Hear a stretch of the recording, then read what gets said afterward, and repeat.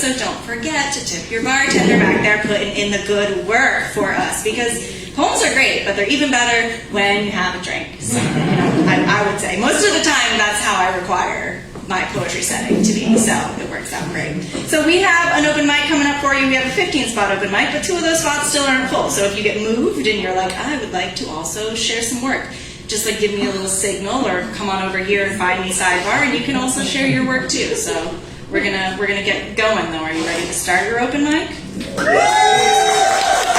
feel like you were better the first time. So are you ready to start your open mic?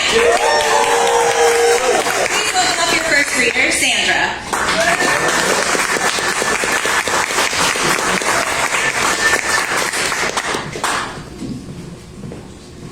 Thank you, Kimberly.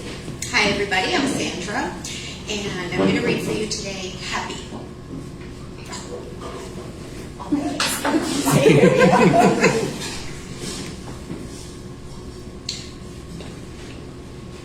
I'm as happy as I want to be. 3 months at the gym would take care of the extra lbs. A few years back, it would bother me. I love that it doesn't anymore. In fact, I have tiger stripes because I've been through war. I fought my negative self-image, my lack of confidence. I fought my mother's influence. Roaring and clawing, sometimes frantically, but always hopefully. I found reverence naturally. I found respect for me, from me. I found faith in simply being alive. I didn't just survive. I'm different. I feel light. I shed what I needed to, and it wasn't the LBs. And that makes me feel happy. And I'll renew my driver's license when it suits me, because instead of driving a vehicle, I want to drive empathy, sympathy, travel the road that leads to harmony, break disunity. Because when I see a person crying, I see me. I've been to the other side of happy, at the intersection of anger and misery, and I can't walk by and let that be. I can't live in a world where someone's pain doesn't affect me. That's not how I believe. I'm happy that I can distinguish between mind and emotion, because I don't always feel happy, but I know I'm as happy as I want to be. I'm happy when I'm silly. I'm happy when my sons hug me. I'm happy when I pay my dues, because there's value in every lesson and every blessing. I'm happy when I listen to Tchaikovsky's Waltz of the Flowers, because it reminds me of Tom and Jerry cartoons, and good memories have power. I remember counting every second, every minute, every hour, waiting to feel happy, before I realized I'm as happy as I want to be. Except, I sometimes feel guilty. I see happy trying to step over violence, over ignorance, over unspeakable lack of humanity. And happy is trying, but sometimes trying weighs a ton. And I think about my sons. I think about everyone trying, and I wish I could give them my happy. But I have to believe their happy is yet to come. So I remind myself to breathe. I step into the sun. Nothing is more cleansing than nature's remedy. God speaks to me with every waving leaf. That happy is sometimes all I see. And I'm happy that I believe it's all I need. We're as happy as we want to be. Yeah.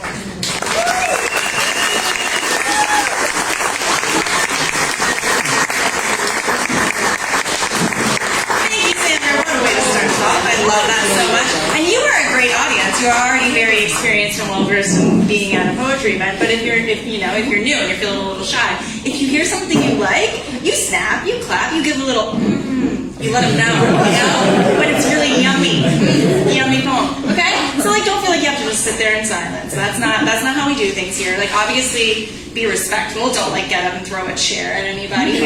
We don't want to throw elbows at anybody. But let people know when you like their work. That's what we're here for. This is a two-way street. It's not just about people getting up here and reading. It's about you coming out and supporting as well.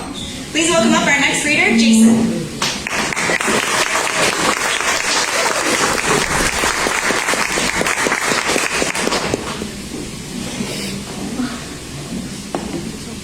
Hello.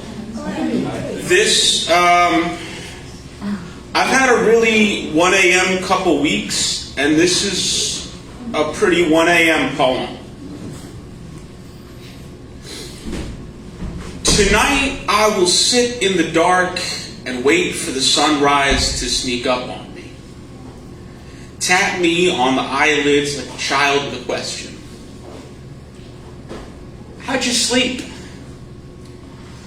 I'll say that I was only resting my eyes, and in the voice of my grandfather I will ask if it is tiring to chase panting the fender of tomorrow. It will ask me the same. Neither of us will answer. Tonight I will sit in the dark and feel time slither over my skin, so slow it hardly moves. Yet before I know it, it will be a silken noose. I will ask it why it tightens, and it will tell me I look so professional. Tonight I will sit in the dark and want for nothing. Hunger will drum its fingers on the lintel. Thirst will plant dry kisses on my neck. Fatigue will hang icicles from my eyelids, and I will want for nothing. Silence will be the only blanket I require. Fire enough is in my heart to prevent any shiver. And when the dawn does come creeping over the windowsill to curl up on my lap and drop the dead mouse day at my feet, I will stroke it till it purrs against me and leaves to seek another. Thank you.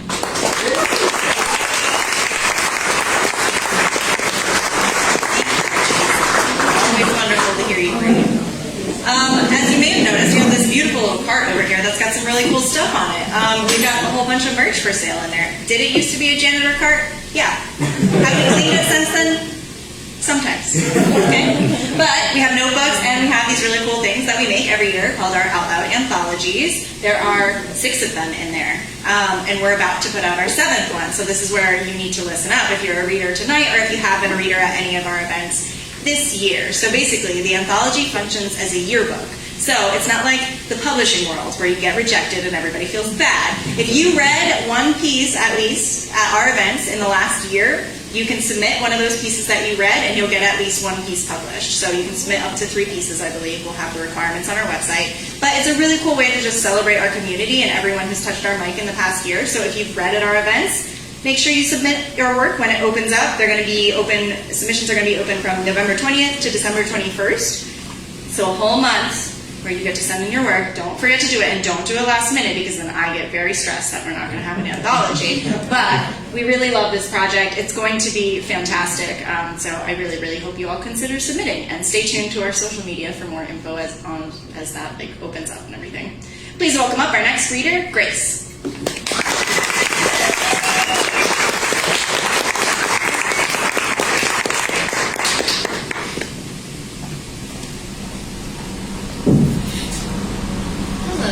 Grace.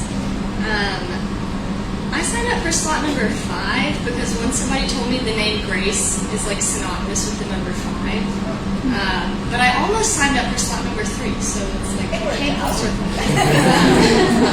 Anyways, I'm going to read 3 poems for you guys tonight. One of them I wrote for my husband, who is not American, and we are currently separated due to bureaucratic immigration bullshit.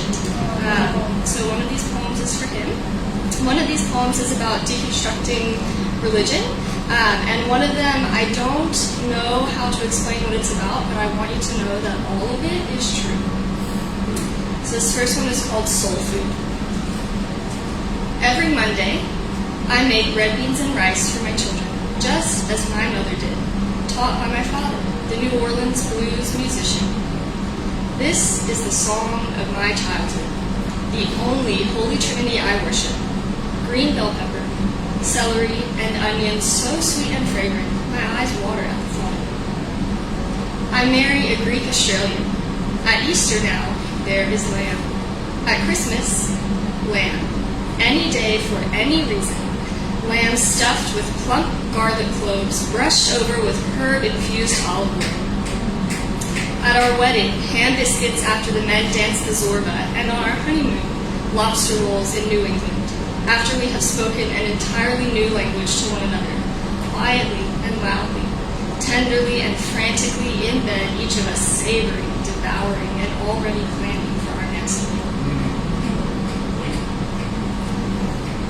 This one is called I Have Never Known a Trend Like Religion.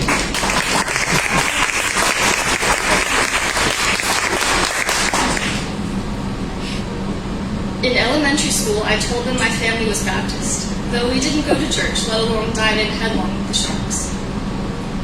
I made up a story once about a nun whose namesake I was, because the Sunday school girls were prettiest. In university, I wore virginity like a crown, kept a list of all the men who never knew me in the biblical saints. I first saw God like a lightning strike, loud and bright and bursting through my darkened window. It struck me years later that perhaps eternity was a reflection of my own sorrows, flickering in front of me, inviting me to hold on to something that would keep. I am a graduate of faith, on the precipice. I have flown the nest. I congregate with shadows.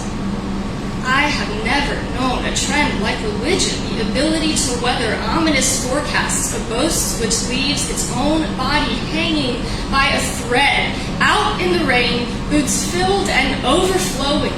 We plow through accusations of grandeur as if our questions were born of the flesh, but our spirits are heavy laden with truth. We swing the pendulum and swim away from the current.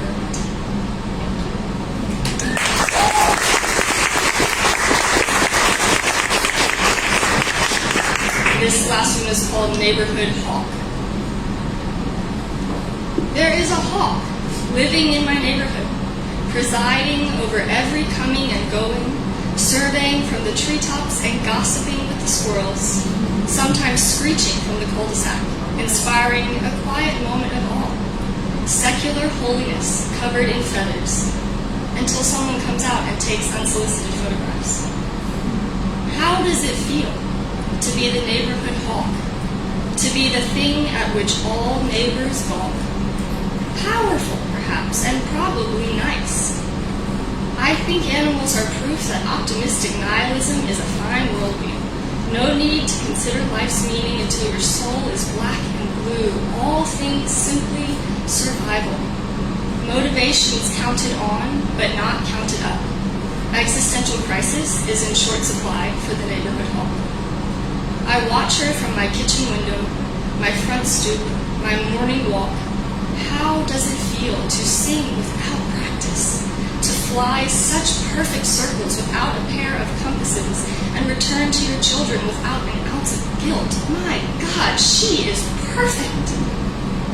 I once was a hawk, watched like a hawk as a neighbor was beat to death in front of my eyes, in front of his children. My shriek sounded loud and shrill, my wings a protective covering until I could fly to safety. My wonder covers me like a new skin, and I am like her now, all flight and natural instinct, and trusting my wings to hold me to the sky, to place me gently back down again without bump or bruise or fear or trembling. Wait, what was I writing about?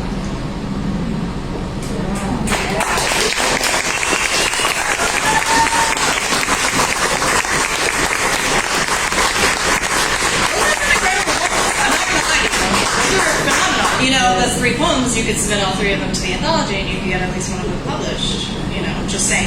I'm going to be talking about the anthology a lot. If you haven't discovered that I have like a shtick every time that I host, this is the one for tonight. It's all going to be about the anthology. If you don't believe me that they're great projects, you can purchase one of these copies of previous anthologies for only $12 simple at the end of this event. You just come over here. I'll tell you more about it. Guess when?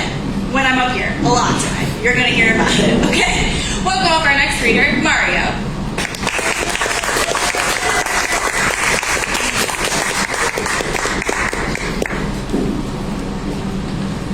Hey, what's up, guys? Hey. Oh, short.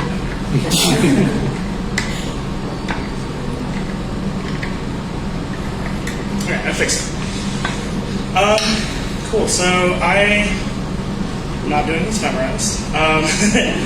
I've had a pretty good month. I would say a month of some growth, so I want to share some of that with you.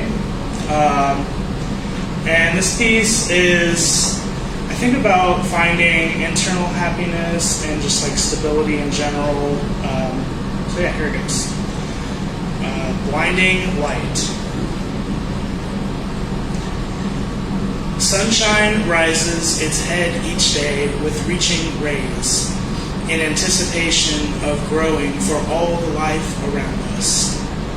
Its scorched propensity for continuing is a mystery I don't think any of us lying in the grass will ever know. Always there, always light.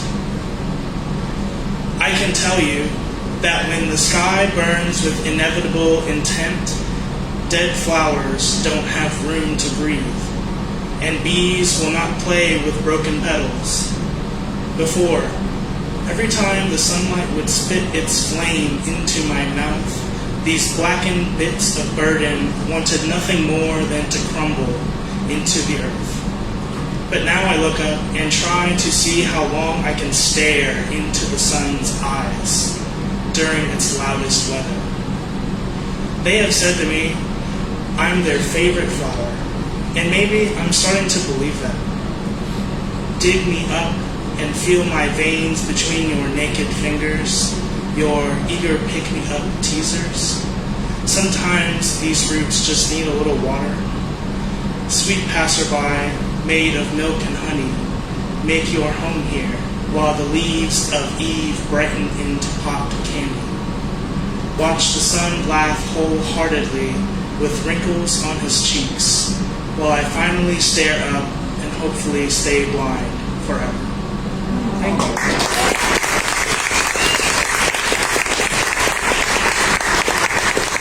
Mario, that's fantastic. Let us keep that momentum going. Welcome up your next reader, Anthony.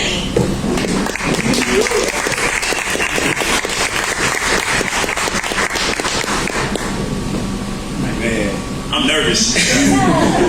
But this one is actually going to be a fun one. I know last month I was really, really serious, but I actually need some of your energy. So I'm going to do a quick call and response. I'm going to say, I have something to say, and I need you all to say, speak your mind. Can you do that for me? Yeah. I got something to say. Speak your mind. I love that. I love that. Cool.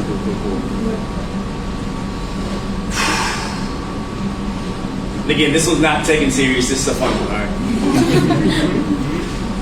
I got something to say. Speak your mind. Let me tell you about this girl, y'all. She is so fine. Like, she has a body that will have you wagering your soul with the devil, but her energy is so divine. So I, Greg Popovich, defensive state of mind, launched a full court press to apply pressure just for a moment of her time. Now, quick aside, the only substantive commonality we actually shared was our toxic relationship with time. But like a coin showing different sides, she showed the expectations of an unrealistic future. Me, burdened by the sins of my past, and us, we collectively turned a blind eye to the present, which unintentionally invited stumbling blocks on our path. But more on that in a second. Let's get back to the matter at hand. I thought that I could turn on the charm, and I told her that I wanted to be right beside her side, like a tattoo on her arm. No, that wasn't good. All right. She must have looked at me and said, "Man, that's so corny." But she said it with a smile, so I knew I missed my shot, but I didn't miss it by a mile. So, I lost my spot. My fault. So in an effort to recover, I asked her for her name, and out of kindness, she did the same. We started to chat, started talking about R&B and rap, and my ADD kicked in, and I started to lose track, and then we got on the topic of sex, and I was like, yeah, like how do we get to that? And frustrated, she responded, so you're one of those guys. You think a relationship is centered around one thing, and that's all you want is sex. And I was like, I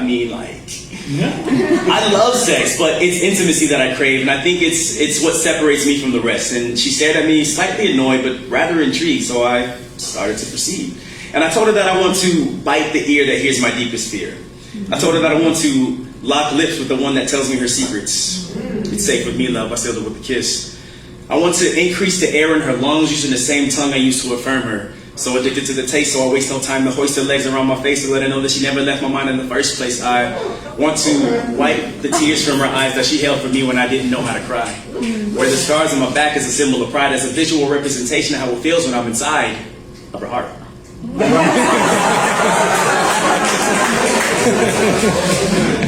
And those fortified walls felt like her inhibition. And as we changed positions, I'm quickly reminded the first time that she gave me permission to enter her and start my addiction.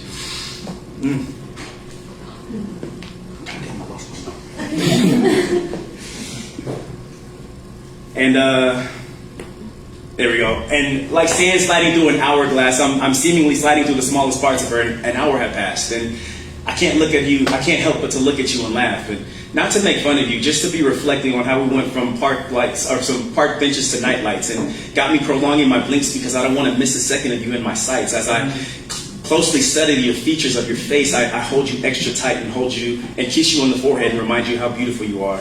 Anything less is simply inexcusable. Now you're probably wondering, who I'm talking about, right? Like, so I see some of y'all scanning the crowd looking for somebody who's new to Huntsville Out Loud, holding the camera all proud, but I made it up. It's simply just an allegory, but I was inspired to write it up to this point, so I'm going to put the pen down and let life finish the story. Thank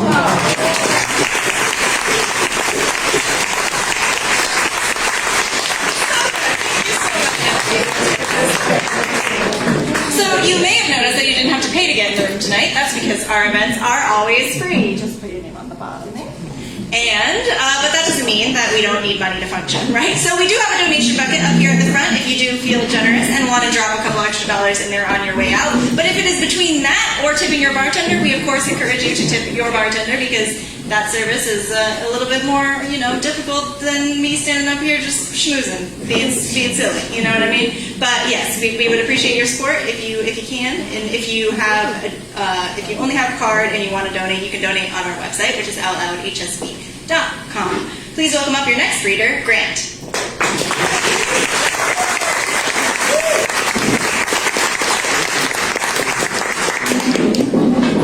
Hello.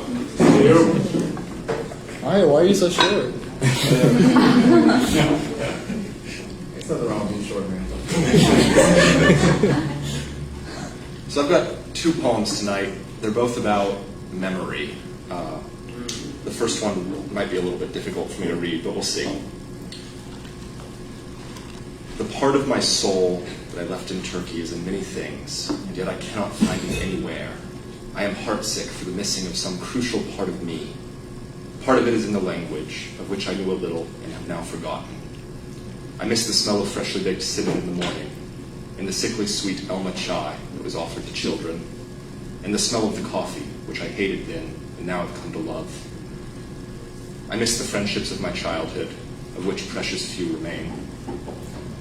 I miss the music and the architecture and the ornate carpets and battered coppered plates and the glittering minarets. Part of my soul dreams of climbing ancient castles once more in the sun. I miss the salt air and the warm sea and the friendly cats. Once I dared to pass a narrow ledge to climb an ancient church high on a cliffside and looked down upon an unspoiled view, as real a vision of the Garden of Eden as ever could be, green and lush and thick with flowers of every sort, and near a babbling spring. I am so glad I dared the ledge and gained the beautiful view. I know with the wisdom of my meager age that the realness now of the world is no Eden, not locked in that blissful state of my childhood perception. We cannot, in truth, return to our childhood homes, not as they were. That grand stone house of my childhood may stand in disrepair. The fields lay fallow and full of weeds. The Turkey of my childhood lives on in me, just as that part of my soul will always live in Turkey. The Turkey I knew had one foot firmly in the present, and yet portals to the past all around. I fear that in the passage and fullness of time, modernity and development may find the country different than I knew it. Do nomads still roam on the steppe of the plain?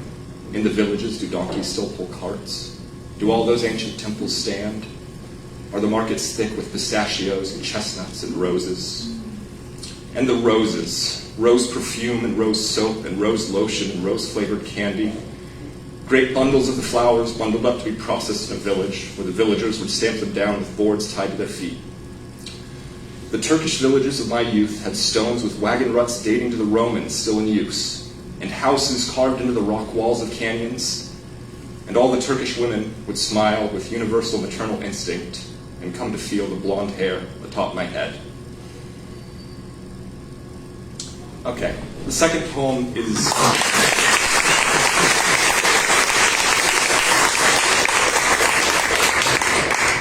The second poem is in conversation with Dylan Thomas. Not just against the death of light, but also against memory, those impressions in sand, against the rising tides, against isolation, against the fear of falling from heights that once I saw. And if the vision dims, if dying light should cast all lands in golden glow, and fleeting valor to be gone, if the very stuff of life should betray, all likeness breaking, if danger looms and arms cannot keep at bay, to defy the sinking of the stone, to death and beyond if there we dare to tread, if hope and honor and fellowship should fail, if truth and justice should also fall, those truths that were self-evident and falling there befell, then rage against misfortune, rage against the sorrow and despair, against the cruel path that history winds, rage with all the sound and the fury of the day when memory failed, when cards could not be played and the game gave up, rage at the ending. With rage there might be a ranging, might the whole world reverberate with kindness, might all the mighty bow in the shadows of twilight, and let that light not die but live, to signify not nothing but the absence of nothing, that words might change the world, that it is the poets that will emerge victorious, that it is the poets who will have the strongest voice, and that our words might ring true, and in truth might, kindness, community, all good and honest things of which the poets will yet judge, that those things should not perish, that the tales of soldiers past might live, so stories so entrusted might survive, so that we might yet endure the hardship yet to come, rage not wildly and waveringly, but instead steadfast, true, and with blazing resolve, with a raging fire of conviction, rage not for zealotry but for reason, and for that reason rage. And in the rage remember those old words, against the dying of the light.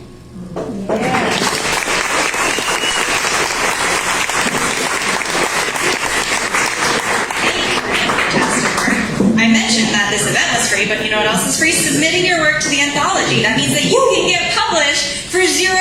Like, you don't have to pay a submission fee, which is also really a fantastic thing. And then you can add that shit to your resume and be like, I am a published author in a book that has an ISBN on the back that you can purchase off of Amazon. Like, you know, it's like a real thing. And, you know, we're making things happen. So submit to our anthology if you haven't been convinced yet. Please welcome up our next reader, Sarah C., not D. Sarah C.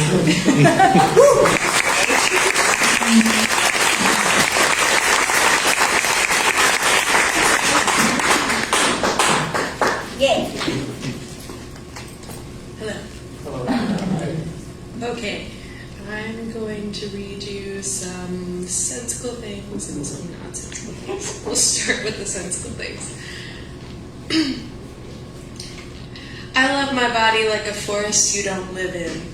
I love my fox face, wide forehead to long lame nose, the birds in my lips that fly out at people, mostly laughing, hopeful grackles, except for when they're sparrows and stay for wintertime.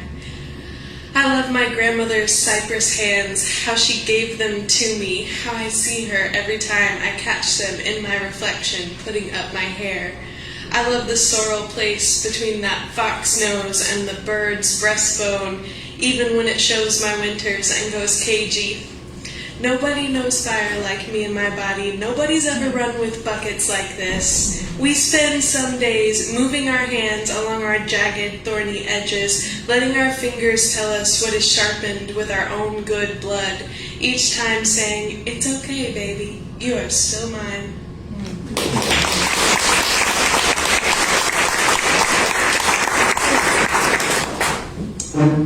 All right, we're going to try another sensible thing.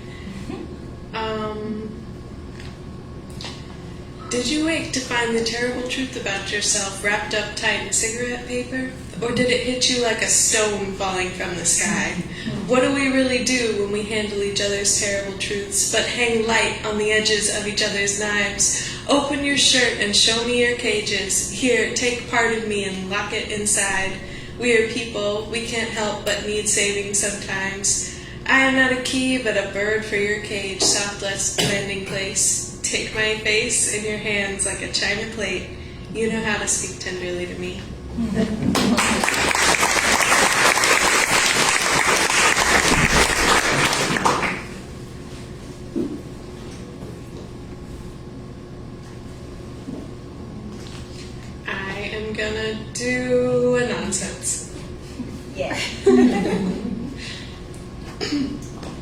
All right.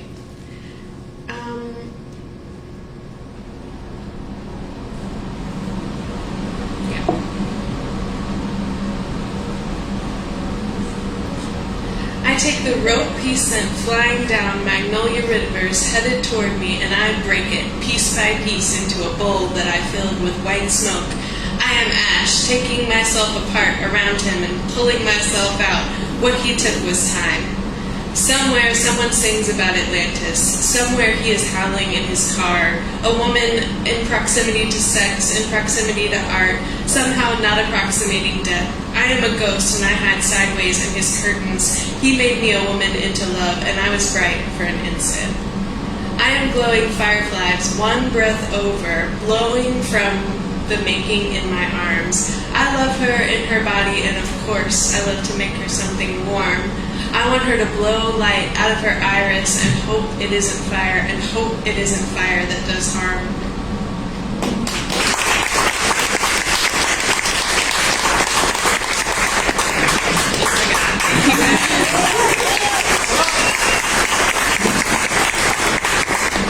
So if you don't know Sarah, you might not know that she's a fantastic visual artist as well. And so as I'm doing anthology pitches, I'm going to make a cool announcement, if that's okay with you for me to make a cool announcement. Okay, cool. So you might know that we get really awesome people from our community to do the cover art for our anthology, and Sarah's going to do the cover art for the anthology this year.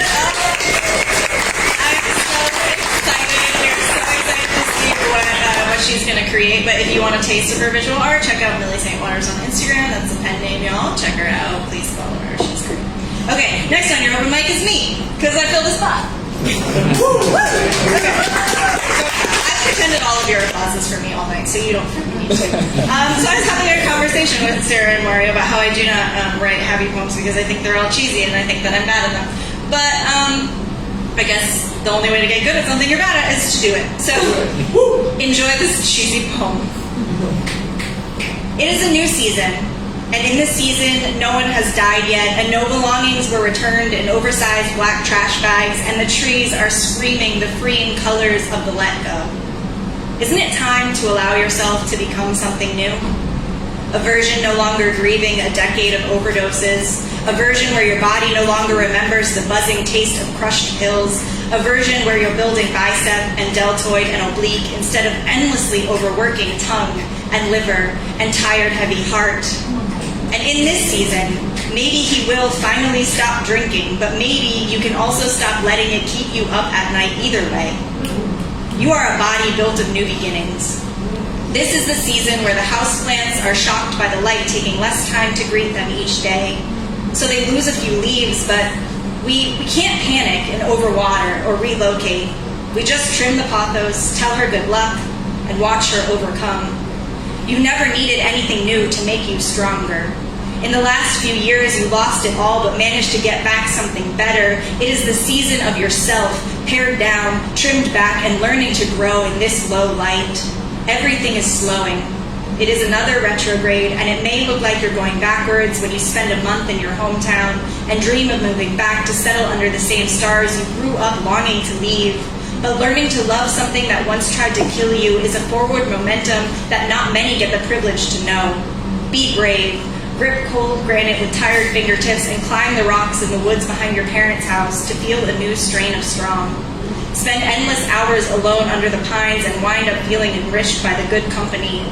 You stopped counting the days since you last wanted to end it all because it's been too long to count, and isn't that an absence worth celebrating? You learned to talk to yourself like a best friend, and eventually you became one. Your own best advocate, the love of your own life, your own reason for staying. You became someone who no longer fears what happens when the leaves start to fall. Isn't this better than before? When you spent so much time worrying about everyone other than yourself, you were never going to be perfect. You were never going to write the perfect poem that shocked you both into being back on the same page, or cook the perfect dinner that finally made him remember how to hunger for you. Call this season chicken soup for the divorcee soul. Let your healing be cheesy and rich and cover everything it touches. Lick it from your fingertips. Dog-ear the pages of these years of your life so you can always flip back through the folds and remember how when the worst things kept happening to you, You manage to become your best self regardless.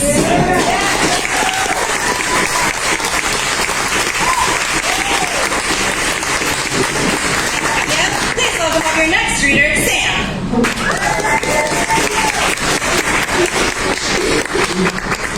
Hey y'all, how you doing?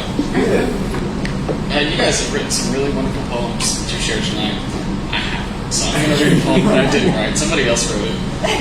If you've been coming to these long enough and heard me do a lot of poems, you probably know I'm a little bit obsessed with intimacy. There are much worse things you can be obsessed with. I think it's a great thing to be obsessed with. Anyway, this is a poem by Rainier White. It's called Gather Them and Give Them Back to Me, which is a Toni Morrison influence. I don't have the wherewithal to die today. Not with you here.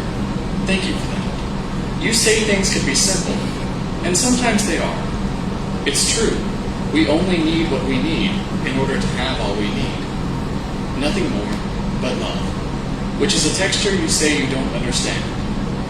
But look at this bread in my mouth, and your hand in mine, although we barely touch, because how outlandish to feel even further, beyond the sure blessing. So your hand isn't in mine, but I feel it there, when I am asleep, awake, inside my mind room. I touch everything I walk by or into. But you, here, and us with hands in case we need them, I think this is it. But if you want to make it more complicated, I agree.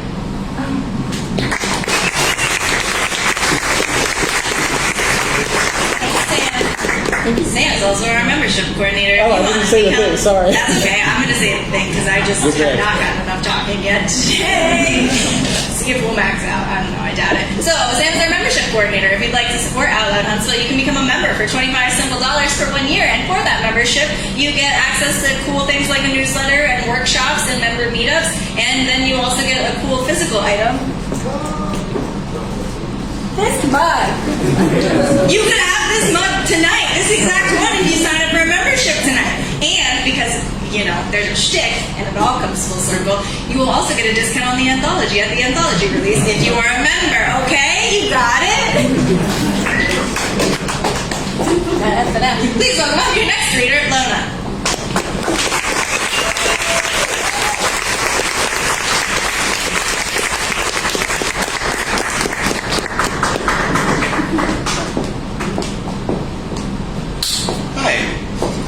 Going to read either 2 or 3 poems. I'll read my first one, and then after the second one, if one of you want to give me a topic on life, I'll see if I have a poem that's tangentially related, and we'll go from there. So,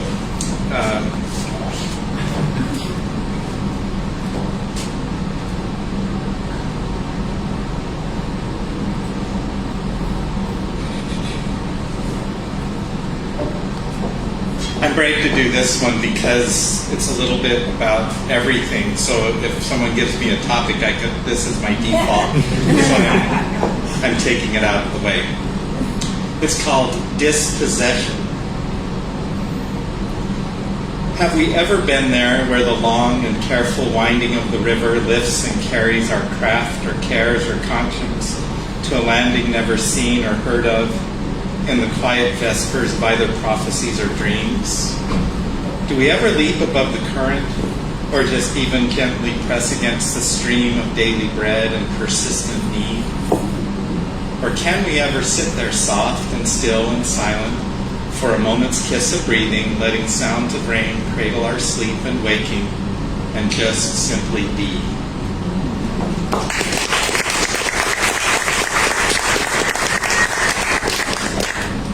All right, I've been hooked on writing quadrilles recently. It's almost all I have time for.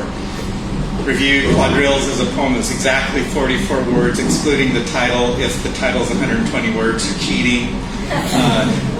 And some word that's assigned to you, either randomly or from a prompt. Nearly 2 years ago, my beautiful wife Carly gave me the word family. And this has been bumping around since then. And here we are in a Pride Month, and I'm wearing my happy little lesbian starfish necklace. And so this is called to all the beautiful young queers. Safe families neither lock you out or in. They don't barter love, but hold you like night blending into dawn. We aren't just harmonies, we are the song. If not safe, just listen, sing, and wait. We're here, we're queer, and we'll be your mom.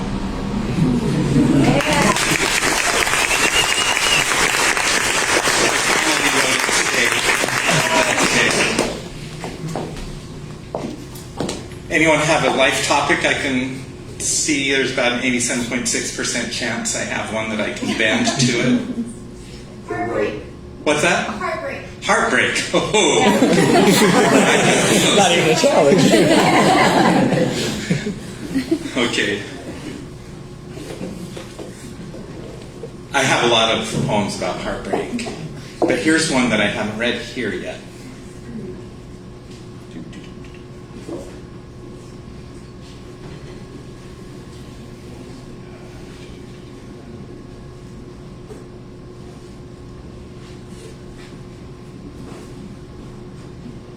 I don't think I've read this one here. It's called A Dream of Passage. Anchored in the amber light of waking, I can still feel resting faintly on my cheek the faded tracing of your caress, my once and ever friend held fast. I still see you walking neither with myself or with my shadow, but with the mere idea rounding out encircling arcs and sorrows in a stream. I somehow always felt I held you only as water running in and over again upon ourselves, held from one another not by bars or chains of iron, but only by the smallest crack in the foundations, promising no more then than to finish each other's sentences. How were we not passed over? Was there no stain above the watching door? And what rounding horns were bound with cords upon the silent altar? All I seem to know is that the wind cannot fade. All I seem to know is that the wind cannot find space between our fingers, clutching as they do at the desperate pleading searches of our grasp.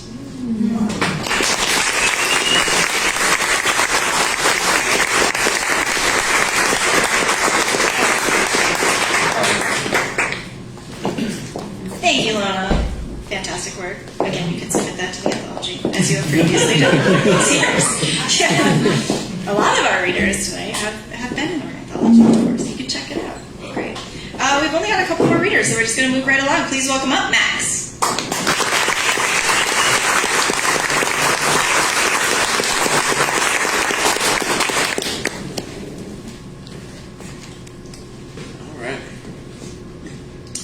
Looking back on some things, I've realized I've had a couple of tough springs.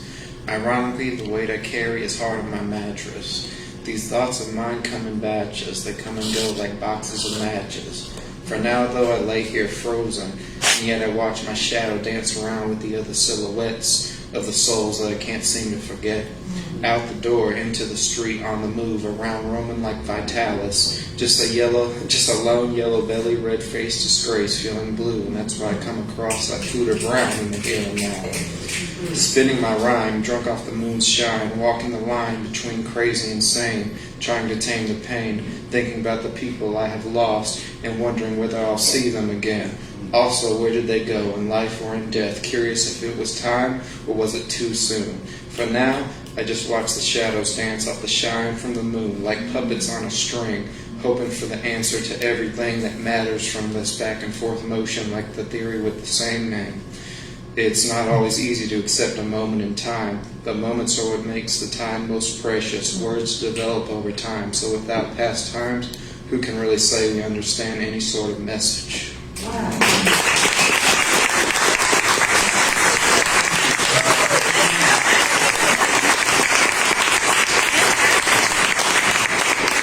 Before? No. Well, yeah, one time. One time? Okay, I missed the last few, so normally I'm really good at knowing when it's a first-time reader. So, one more time for Max, who's not a first-time reader. And no applause for me for not knowing. Please welcome up your next reader, Emily. Performer, Emily.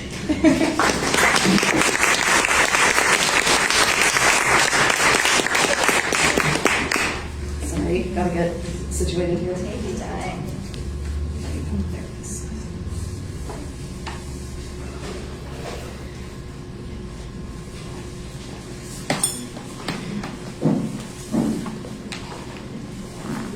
my words down there.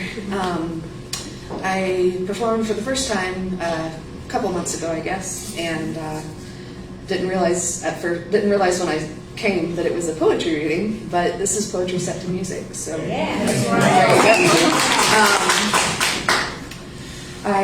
one thing that I really loved about my first time here is just how vulnerable everybody is, and so this is kind of a vulnerable song for me.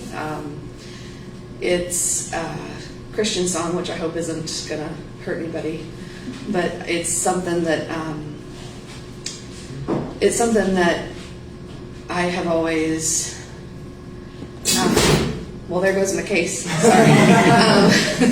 Something that I'll just share it. I'll stop talking about it. Thank you.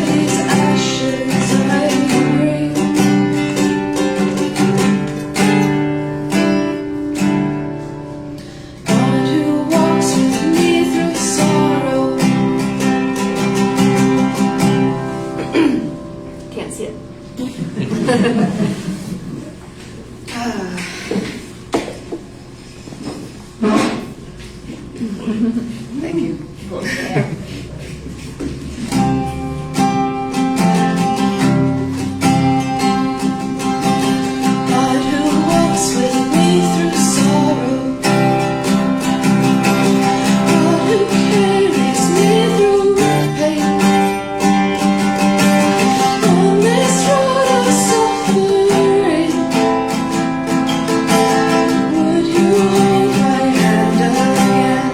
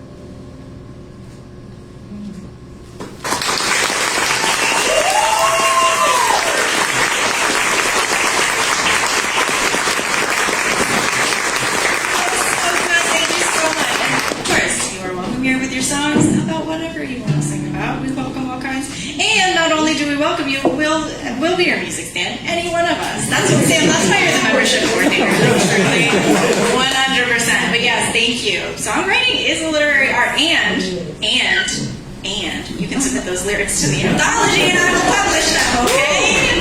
Full circle, everybody. Please welcome up your next reader, Hasna.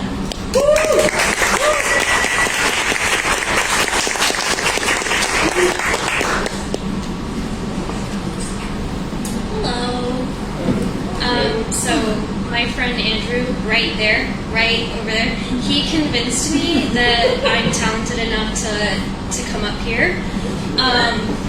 Can you guys hear me, by the way? Okay. But yeah, I really love poetry, and we've had so many talented people tonight. You guys are like super, super talented. I don't have a poem today, so I thought that it would be okay if I tortured you guys by talking about my love life. If that's okay with you guys. So, you don't have a choice. So, I do this to my friends all the time, every single day. They get to hear about my love life. I'm going to break this, so I'm sorry. Squeeze the thing. Squeeze the thing. Okay. Thanks. Oh my god. Most of us have been Sorry. talking about our love Sorry. lives. Okay. Sorry, what? Most of us have been talking about our love lives lately. You're right. But when I talk about it, it's totally different. It's like embarrassing when I do it. If you guys do it, it's fine. I totally support you guys. But for me, it's no. Anyway, so I grew up really religious. I don't know if you guys can tell. Probably not. You probably can, because like I'm wearing a really short dress, and it is from the trauma.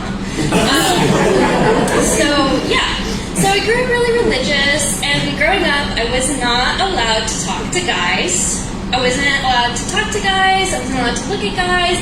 I wasn't allowed to like hug them or shake hands with them. Like they were like the devil. They still kind of are. No offense. But yeah, so that's kind of how my upbringing went. And like in the last few years, I've kind of changed a lot. It kind of feels like there's just like a list of things that I was taught from a young age, and I'm just striking through every single one of them. Like, I don't believe that anymore. I don't believe that anymore. I don't believe that anymore. There's like a couple of things I still believe. One thing is, how many of you guys like dogs? Okay, raise your hand if you like dogs. Okay, now keep your hand up if you have a dog. Or have had a dog. Sorry. Okay. Keep your hand up if you would compare your dog to like your child. Like they're your child. Okay, cool. Okay. Like a human child. Like you love them like they're your human child. Cool. All of you guys that have your hand up will probably hate me. So cool. Good to know that. Anyway, so I used to always tell people that the hardest part about me dating is because I'm a Pakistani Muslim woman living in fucking Alabama. And it's frustrating, okay?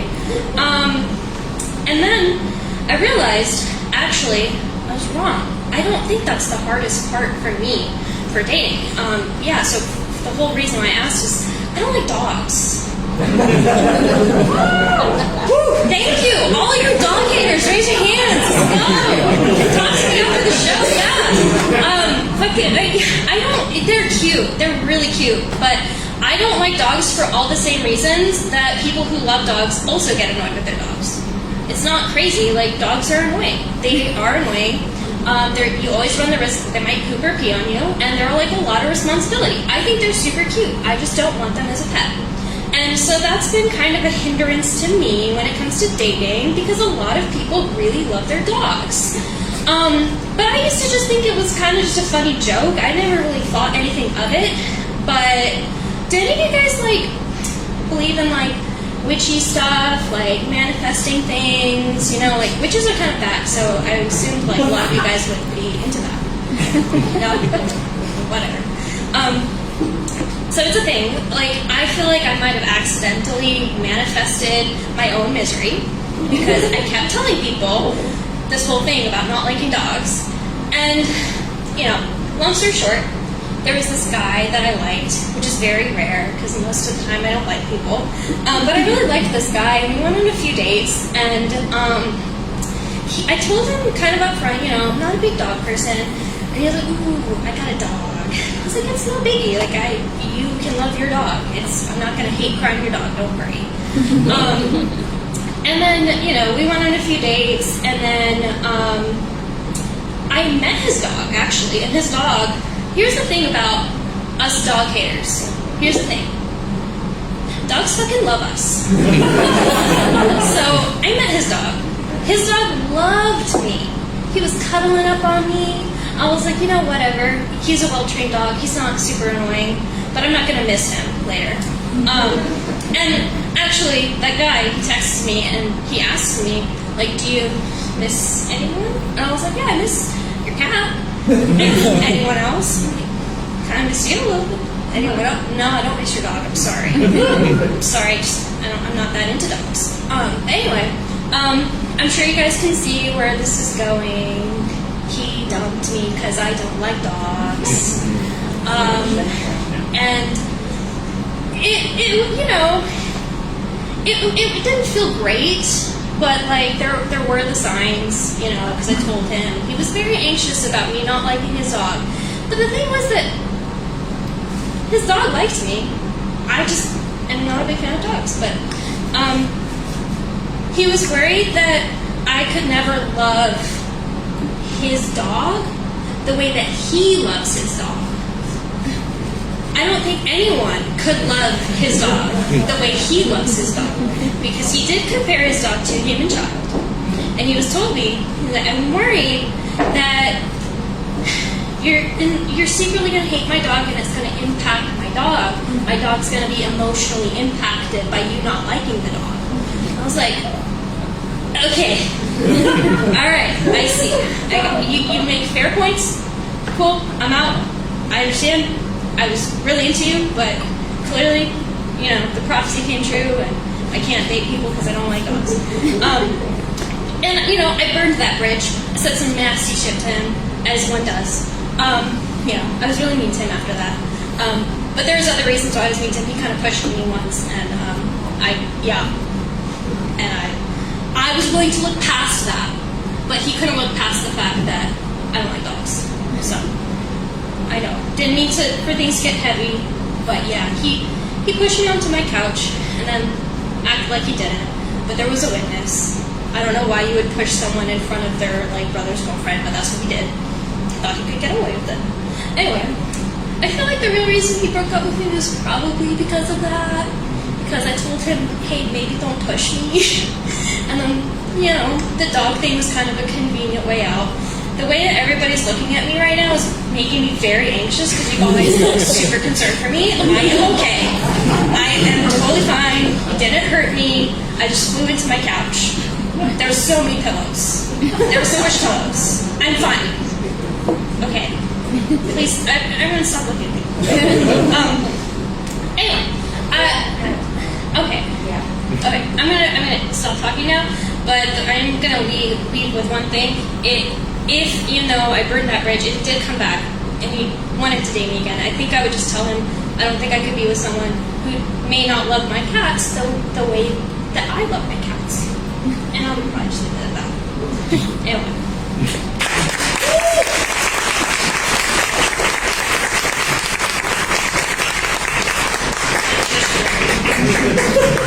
Thank you. We've got 2 more readers tonight. Please welcome up Sarah D.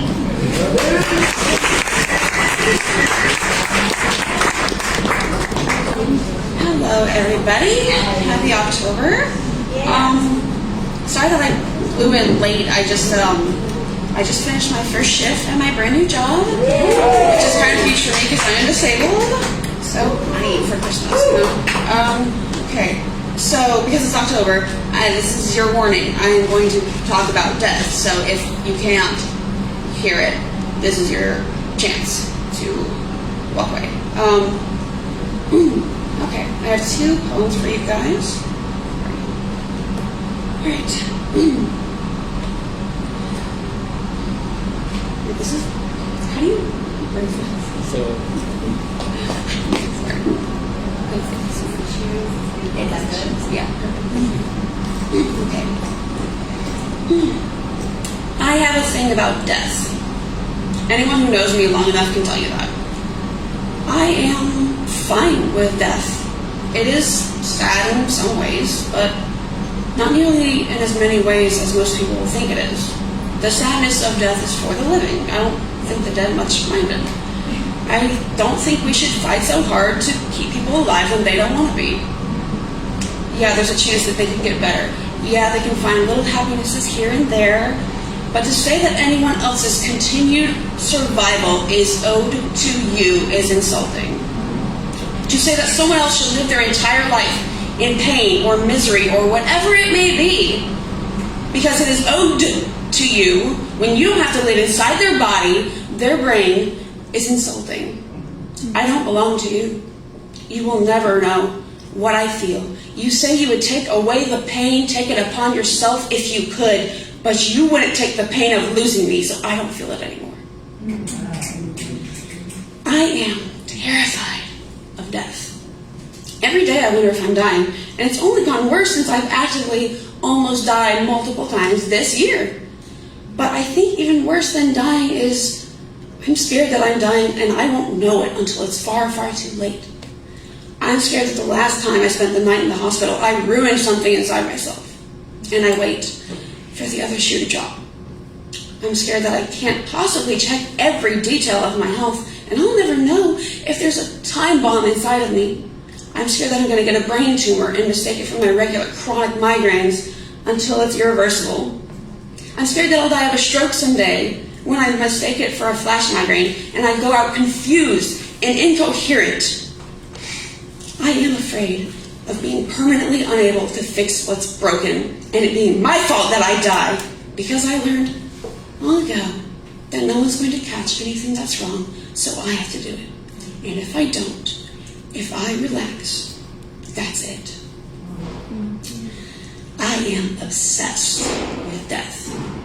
The way the end is the beginning, the way that even supposedly immobile change begins almost immediately and does not stop until the remains are picked clean, the way that finality doesn't exist ultimately, the way that the rot sets in and flesh turns gray and mushrooms and worms flourish in this new ecosystem that we've provided them, the way formaldehyde is an affront to nature but not God, the way we're meant to feed our ecosystem in one last act of community across taxonomical domains, the celebration of death, even if you have no one to celebrate your life, the way the forest and the ground rejoice, one last chance to be a blessing.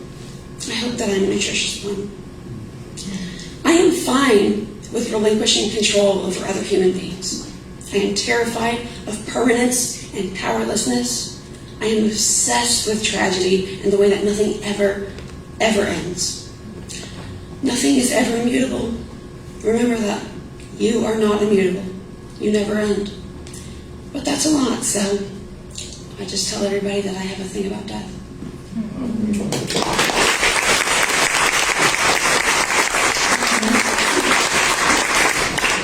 All right, and I have one more that's pretty short, actually. I think it's a nice little resolution to what I just said.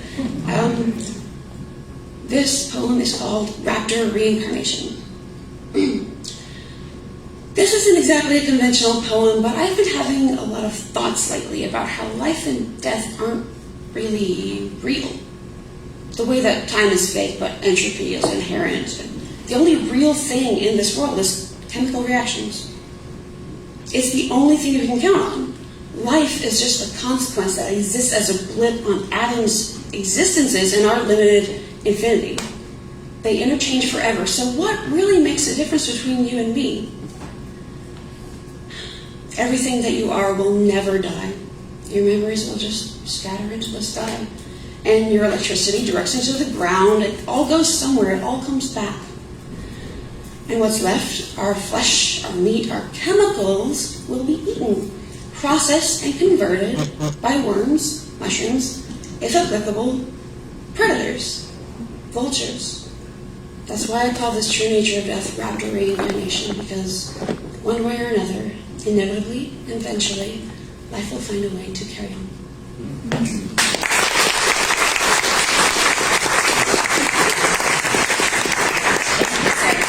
So on theme. The skirt is fantastic. Also, love it so much. We've only got one more reader for the evening. Before I invite that person up, you may have been moved by the anthology talk that I've done tonight. But you might be saying, Kimberly, how am I supposed to remember what I read in March? That's like really long time ago. All of our events are on Facebook Live, so if you need a refresher, you can go back on our social media and check out videos. Now the person who's running our Facebook Live is going to come up and read a poem, but he's unplugging it right now and maybe dropping some things. But it's